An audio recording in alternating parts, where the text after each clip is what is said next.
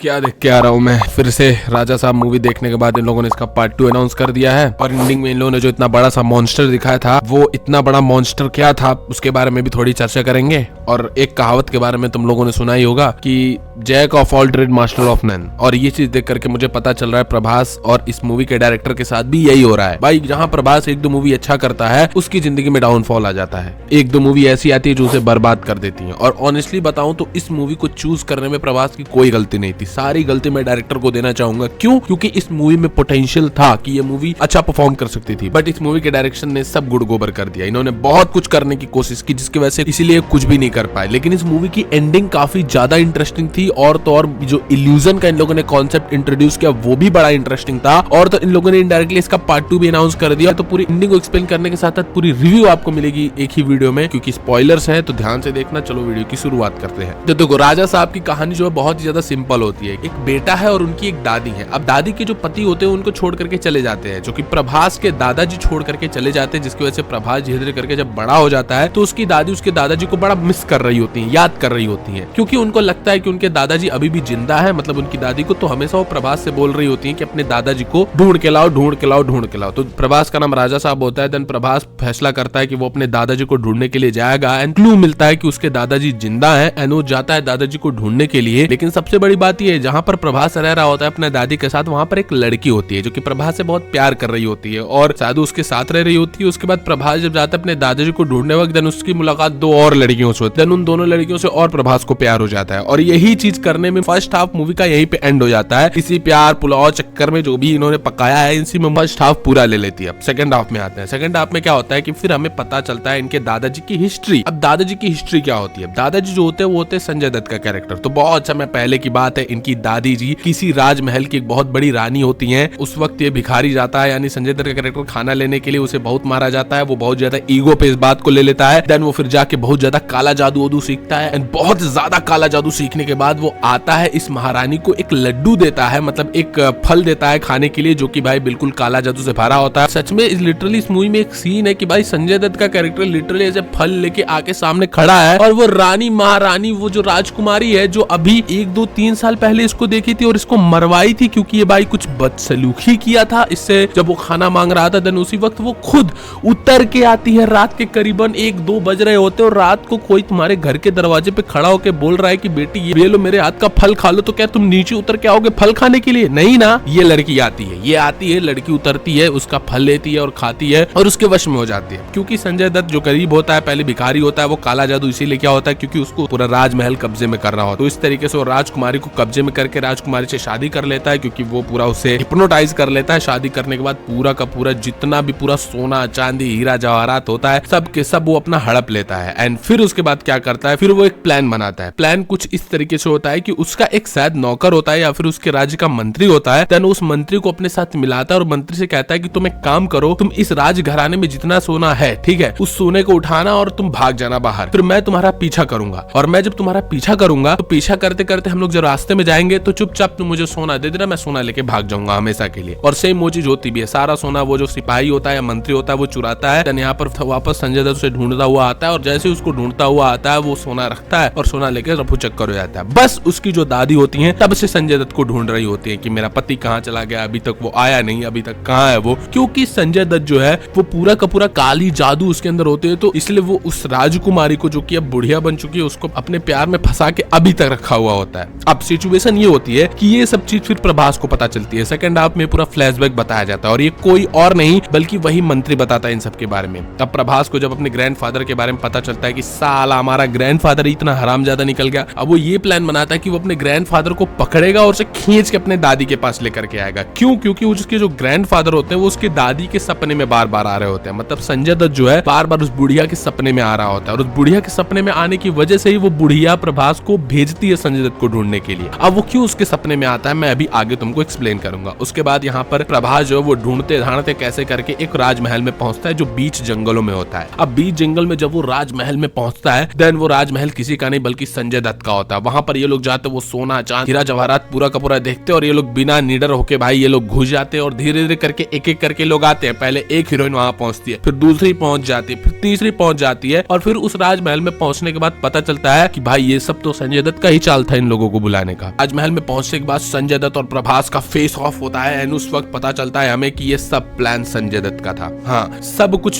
प्रभास को यहाँ तक बुलाने का प्लान उसके दादाजी का था। क्यों? क्योंकि उसके दादाजी अब क्या चाहते हैं, उसके दादाजी उसके दादी जी को मारना चाहते हैं। इसलिए मारना चाहते हैं क्योंकि उसके दादाजी अब बुढ़े हो चुके हैं और उसके दादाजी भी मर चुके हैं। हाँ, मूवी में बताया गया कि उसके दादाजी भी मर चुके हैं, अब वो एक आत्मा बन चुके हैं, लेकिन अब उनको चाहिए नई जिंदगी। वो नई जिंदगी लेकर के सोने जवाहरात को पूरा का पूरा मतलब इस खुशियों को भोग पाए। तो उसके लिए उन्हें क्या करना पड़ेगा, उसके लिए जो उनकी पत्नी है यानी जो बुढ़िया है, अगर वो उसको मार देंगे तो जिंदगी में उन्होंने जितना पाप किया है, ये चोरी चकारी वगैरह वगैरह, वो सब उस बुढ़िया के साथ चला जाएगा। बाद फिर से पैदा होंगे और फिर से वो पूरे के पूरे इस दुनिया पे राज करेंगे। इसीलिए उनका मेन पर्पस था कि प्रभास को कैसे भी करके इस महल में बुला लो, उसके बाद वहां पर बुढ़िया को मार पाए। अब प्रभास को उन्होंने महल में इसलिए बुलाया कि प्रभास अब महल में रहे और बाहर ना निकल पाए। सिंपली बोलूं तो प्रभास और उसकी गैंग पूरी की पूरी महल में उन्होंने ट्रैप कर दिया। अब एक और कॉन्सेप्ट यहाँ पर बड़ा तगड़ा हमें जानने को मिलता है कि यहाँ पर ये जो संजय दत्त होते हैं वो अपनी काली शक्तियों का यूज नहीं करता है इन लोगों के ऊपर। उसके पास एक बड़ी खतरनाक पावर होती है और वो पावर होती है हिप्नोटाइजेशन की पावर। हाँ, वो बहुत ही बड़ा हिप्नोटिस्ट होता है महल में और ट्रेलर में भी तुमने कई सारी सीन देखी होगी कि वो इल्यूमिनाटी का सिंबल एंड ऑल दैट। मतलब सिंपली बोलूं तो मूवी में हम जितना ये हॉरर और भूत वाला कॉन्सेप्ट समझ रहे थे वो कुछ भूत वाला कॉन्सेप्ट एक्चुअली है ही नहीं, सब इल्यूजन था जो संजय दत्त क्रिएट कर रहा था इन लोगों को ट्रैप करने के लिए। उसके बाद अब प्रभास और उसकी टीम को ये सारी बात पता चलती है, देन उन लोगों का मेन पर्पस होता है कैसे भी इस महल से बाहर निकलना है। अब वो लोग बहुत ट्राई करते हैं इस महल से बाहर निकलने के लिए, बट वो इस महल से बाहर निकल नहीं पाते हैं। और भाई इस बीच में मैं सच बता रहा हूँ कि भाई ये लोग मूवी चाहते तो भाई फुल फोकस्ड अच्छे से बना सकते थे। इन्होंने लव एंगल इतना बुरी तरीके से डाला है भाई कि भाई लव एंगल इतना डालने की जरूरत थी ही नहीं। और एक एक लव एंगल नहीं भाई, लव ट्रायंगल है, तीन तीन लड़कियां आ रही है, प्रभास पूरा एकदम तीन लौंडियों को संभाल रहा है और बेफालतू के सीन भरे जा रहे हैं। और उसकी वजह से क्या प्रॉब्लम हुई कि भाई 3 घंटे में इतना ज्यादा मटेरियल हो गया कि वो लोग इमोशन फील ही नहीं करा पा रहे। एक के बाद एक चित्रा तेज फट फट फट फट होती जा रही है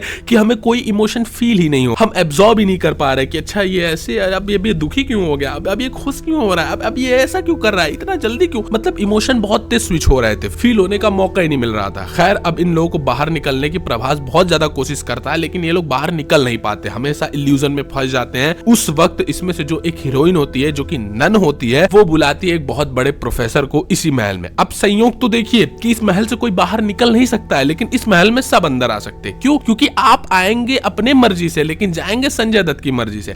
आएंगे भी आप संजय दत्त की ही मर्जी से, पूरा महल संजय दत्त के कब्जे में है, तो संजय दत्त सबको महल में आने दे रहा था, लेकिन जाने किसी को बाहर नहीं दे रहा था। तो अब ये जो प्रोफेसर आता है यहाँ पर, ये प्रोफेसर बहुत ही बड़ा साइकोलॉजिस्ट, साइकेट्रिस्ट प्लस ये भूतों को भी भगाने का सब कुछ पावर ओवर रखता है। देन वो यहाँ पर इन लोगों को बताता है कि ये जो संजय दत्त का भूत है ये कोई ऑर्डिनरी भूत नहीं है, ये बहुत ही बड़ा साइकेट्रिस्ट और इल्यूजनिस्ट है, ये तुम लोगों को हेलुसिनेट और इल्यूजन में डाल रहा है। बस तुमको क्या करना है कि अगर तुम इसके इल्यूजन से बाहर आ जाओगे तो तुम इस महल से बाहर निकल सकते हो, लेकिन इसके इल्यूजन से बाहर आने के लिए तुम्हें अपना बहुत ही भयानक तरीके से ध्यान लगाना पड़ेगा, क्योंकि इसका इल्यूजन इतना ज्यादा पावरफुल है कि इसके इल्यूजन से बाहर निकल के खुद का ध्यान लगाना बहुत मुश्किल है। तुम लोग ऐसे फिजिकली भाग के बाहर नहीं निकल पाओगे। तुम लोगों को भी अपना मन बंद करके अपना एक पैरेलल आइडेंटिटी क्रिएट करके अपना ध्यान लगा करके इल्यूजन में इस महल से बाहर निकलना होगा। सिंपली बोलूं तो जो संजय दत्त इल्यूजन क्रिएट कर रहा है, उस इल्यूजन को अगर तुम तोड़ दोगे तो तुम इस महल से बाहर निकल जाओगे। अगर उसके इल्यूजन को नहीं तोड़ पाओगे तो तुम कभी इस महल से बाहर नहीं निकल पाओगे। और वो इतना कुछ बता ही रहा होता है, तब तक संजय दत्त उसे भी पकड़ वकड़ के मार देता है। अब हम मूवी के एंडिंग की तरफ बढ़ते हैं। अब यहाँ पर मूवी हमें एक बड़े टिपिकल सिचुएशन में डाल दे कि यहाँ पे प्रभास को कैसे भी करके बाहर निकलना होगा। अगर वो बाहर नहीं निकलेगा तो दूसरी तरफ जो संजय दत्त है वो उसकी दादी को मार देगा। अब वो उसकी दादी को क्यों मारेगा ये मैंने बता ही दिया, क्योंकि उसे नई जिंदगी चाहिए। अब आने वाली अमावस्या की रात को ही, जो कि मे बी 4-5 दिनों में ही था, उसी दिन वो उसकी दादी को मारने वाला था। अब दोनों के लिए डू और डाई सिचुएशन थी। कैसे भी संजय दत्त को प्रभास को रोकना था, प्रभास को कैसे भी इस महल से बाहर निकलना था, तभी वो अपनी दादी को बचा पाएगा। वो बहुत ही ज्यादा कोशिश करता है बाहर निकलने के लिए, लेकिन एक ऐसी सीन आती है जो कि मुझे बड़ी पसंद आई कि वहां दूसरी तरफ जो उसकी दादी होती है उसको बार बार संजय दत्त का सपना आ रहा होता है, संजय दत्त उसे बार बार सता रहा होता है कैसे भी करके। मतलब संजय दत्त उसे बार बार हार्ट स्ट्रोक से मारने की कोशिश कर रहा होता है, लेकिन बुढ़िया जिंदा होती है। लेकिन एक सीन ऐसा आता है जहां पर सच में बुढ़िया को हार्ट स्ट्रोक आ जाता है संजय दत्त की वजह से। और जैसे ये बात प्रभास को पता चलती है कि वो बुढ़िया जो उसकी दादी है उसको हार्ट स्ट्रोक आ चुका है, अब वो हॉस्पिटल में भर्ती है।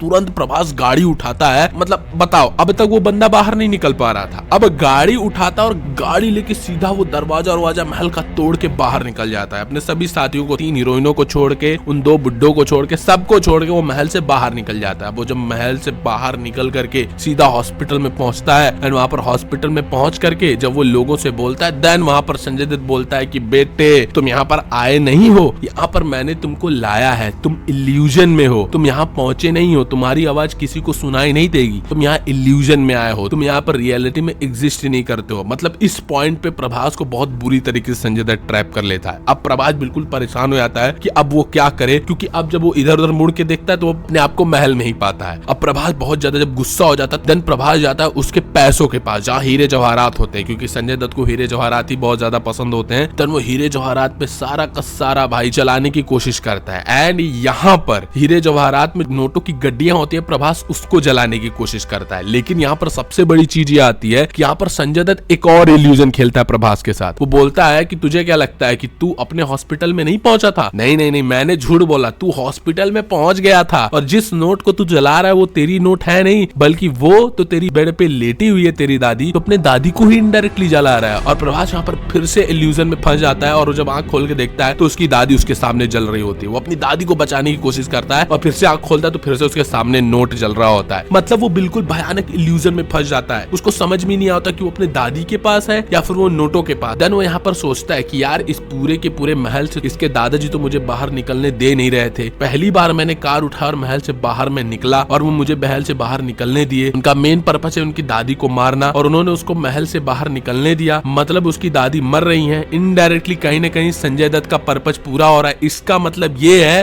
कि सच में उसकी दादी जल रही है। ये सोच करके प्रभास, मतलब उसे दोनों में से एक चूज करना होता है। दोनों में से एक सिचुएशन इल्यूजन होती है, या तो नोट वाली सिचुएशन इल्यूजन होती है या तो हॉस्पिटल वाली सिचुएशन इल्यूजन होती है। और मैं सच में बताऊं तो दोनों ही इल्यूजन होता है। बहुत ही भयानक यहाँ संजय दत्त इल्यूजन क्रिएट करता है। लेकिन फिर क्या होता है, फिर यहाँ पर प्रभास को प्रोफेसर की बात याद आती है कि तुम्हें एकदम कंसंट्रेट होना पड़ेगा। और जब तुम एकदम कंसंट्रेट हो जाओगे एंड सभी इमोशन, ये तुम्हारा दुख, खुशी, सब कुछ साइड करके जब तुम कंसंट्रेट हो जाओगे तो तुम इस इल्यूजन से बाहर निकल पाओगे। एंड फिर यहाँ पर प्रभास एकदम पागल हो जाता है। वो दोनों को सोच सोच करके अपने दादी को बचाने की कोशिश करता है। देन वो अपने आप को नोट की गड्डी के पास पाता है, अपने नोट की गड्डी के पास पाता है। मतलब संजय दत्त पागल सा कर देता है उसे। लेकिन आफ्टर दैट फिर वो ध्यान लगाता है एंड ध्यान लगाने के बाद वो इल्यूजन से बाहर निकल पाता है। और इल्यूजन से बाहर निकलने के बाद वो, अब देखो यहाँ पर पूरी की पूरी मूवी ना खिचड़ी हो गई। यहाँ पर ये लोग क्या करने की कोशिश कर रहे थे, मैं तुम लोगों को कैसे एक्सप्लेन करूं, मेरे को ही नहीं समझ में आ रहा है। कि इसके बाद मैं समझाऊंगा तो तुम समझ ही नहीं पाओगे, मूवी देखोगे तो ही समझ में आएगा। भाई खिचड़ी कर दी इन लोगों ने। इसके बाद क्या करने की कोशिश की, लेकिन मुझे मोटा मोटा जहां तक समझ में आया, इन लोगों ने ये करने की कोशिश की थी कि यहाँ पर प्रभास ने इल्यूजन ब्रेक किया। इल्यूजन ब्रेक करने के बाद वो संजय दत्त से भी ज्यादा पावरफुल हो गया। अब संजय दत्त उसके सामने धीरे धीरे करके कमजोर पड़ने लग गया। कई सारी फाइट होती है उसके सामने। वो एलिगेटर छोड़ता है, मगरमच्छ, प्रभास मगरमच्छ को भी मार देता है। मगरमच्छ वाला सीन वही है। उसके बाद रेत का टीला आता है, रेत को भी पूरा सरपास कर देता है। देन उसके बाद जब यहाँ पर संजय दत्त जो होता है वो कमजोर पड़ने लग जाता है, देन वो अपने गुरुजी को बुलाता है, क्योंकि संजय दत्त सारी काली शक्तियां इन गुरुजी से सीखा होता है। देन उसके गुरुजी आते हैं। देन अपने गुरुजी बोलता है कि पहली बार मैं इतना कमजोर हो रहा हूँ, ये लौंडा मेरे को कमजोर कर रहा है, मैं इससे कैसे जीतूं। देन उसके गुरुजी बोलते हैं कि देखो बेटा, ये जो लौंडा है ना, ये पूरा फोकस के साथ अपनी शक्ति लगा दिया। ऐसे ही फोकस के साथ अपनी शक्ति लगाएगा तो इसको एक वर्ड इन्होंने यूज किया था, 17 चक्र। 17 चक्र इसे प्राप्त हो जाएंगे। और 17 चक्र प्राप्त होने का मतलब कि इसके अंदर कहीं ना कहीं भगवान की शक्ति आ जाएगी, भगवान भी इसका सपोर्ट करेंगे और इससे तुम फिर नहीं जीत पाओगे। देन यहाँ पर संजय दत्त बोलता है कि ठीक है गुरुजी, ऐसा है तो आप भी मेरे अंदर आ जाइए, आप और हम दोनों लोग एक साथ मिल करके पावरफुल हो जाते हैं और इसे मारने की कोशिश करते हैं। उसके बाद जब ये दोनों घुसते हैं, देन हमें वो बड़ा मॉन्स्टर वाला अवतार देखने का मिलता है संजय दत्त का, जो कि हमें ट्रेलर में भी देखने को मिला था। यहाँ पर प्रभास और संजय दत्त के बीच में फाइट हो रही है। बाकी वो जो 3 हीरोइन है, उसके साथ जो 1-2 और पंटर आए थे, उन सबका पता ही नहीं है वो सब कहाँ है। उसी महल में है वो सब, लेकिन उन सबका कोई रोल नहीं। वो सब किसी कोने में खड़े होकर कुछ तो कर रहे हैं। लिटरली मूवी के आधे घंटे उनका क्या हो रहा है कुछ पता नहीं, इतना जानो बस वो है। फिर क्या होता है कि वो जो एकदम बड़ा मॉन्स्टरस रूप निकलता है पूरा का पूरा, वो प्रभास को एकदम कैद कर लेता है। प्रभास को हाथ में पकड़ने के बाद प्रभास की पूरी जो एनर्जी होती है वो अपने मुंह में लेकर के सोख रहा होता है। इनडायरेक्टली उसका सोल को किल करने की कोशिश करते हैं ये लोग मिल करके। लेकिन ऑब्वियसली वही लास्ट में वही टिपिकल सी चीज होती है कि उसकी दादी माँ की याद आती है। देन उसके अंदर का का वो 17वां चक्र एक्टिव हो जाते हैं और 17वां चक्र एक्टिव होने के बाद प्रभास ज्यादा पावरफुल हो जाता है और उसी वक्त वो उस मॉन्स्टर यानी संजय दत्त को मार देता है। इसी तरीके से इस मूवी का द एंड हो जाता है। लेकिन फिर भी मेरा यही कहना था कि मूवी इतना कुछ करते करते इतना खिचड़ी कर दी कि इसने अभी एक खिचड़ी खत्म नहीं की है, अभी इसके आगे और खिचड़ी है। इसके बाद फिर एक और सीन आता है मूवी के एकदम एंडिंग में कि उसकी दादी और उसकी वो 3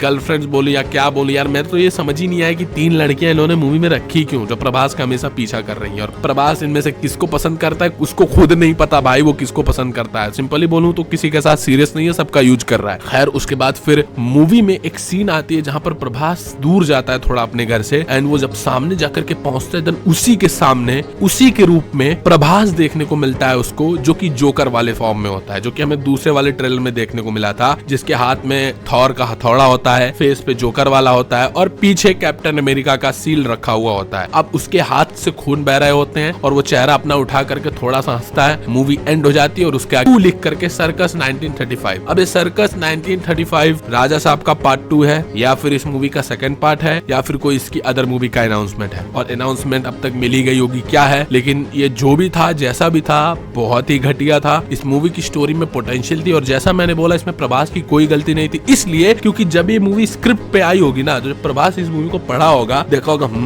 कुछ तो यूनिक है इसमें, कुछ तो यूनिक है, बहुत कुछ है इसमें, हाँ साइन करते हैं, साइन कर लिया होगा। बहुत कुछ करने के चक्कर में बहुत कुछ हो गया मूवी का। खैर तुमने अगर इस मूवी को देखा है तो भाई तुम लोग अपना एक्सपीरियंस बताना, मेरा एक्सपीरियंस बहुत बेकार रहा। मिलते हैं नेक्स्ट वीडियो में, अब तक स्पिरिट की भी वीडियो अपलोड भी हो गई होगी, चैनल पे जाके वीडियो देखो। मिलते हैं नेक्स्ट वीडियो में, बाय बाय।